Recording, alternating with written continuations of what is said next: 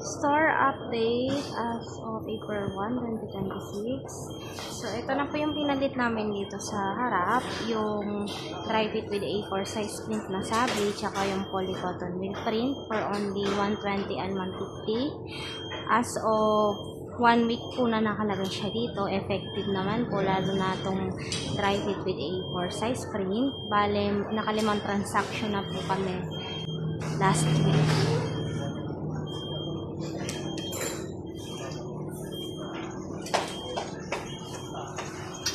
Pa rin po yung mga nakalagay dito sa taas.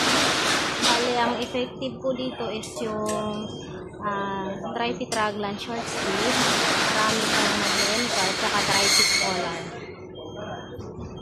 Din dito sa side po, as is pa rin po ang nakalagay dito, yung sublimation samples pa rin po, pinakamabang price.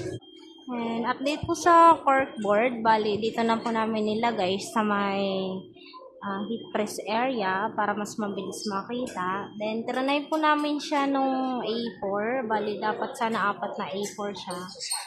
Itong dalawang plastic sa clearance kaso hindi po talaga siya kasya na A4 kaya mas, hindi namin siya maano ng lahat siya is A4.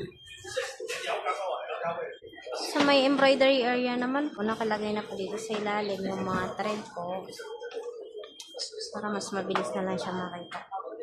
Dito naman po sa mannequin cabinet, as pa rin po yung nakalagay. Bale, next week po, saka po namin siya papalitan ng mga sinabi ni Sir ng nakaraang meeting po. Iba't ibang klase ng polo at saka shirts po.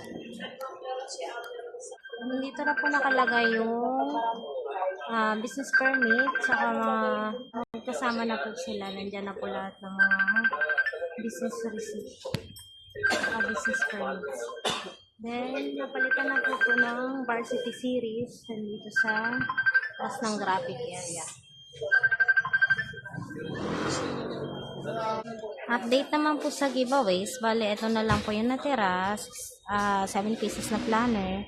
Yun yung mga sticky notes po. And then, yung calendar po is na po na pamigay.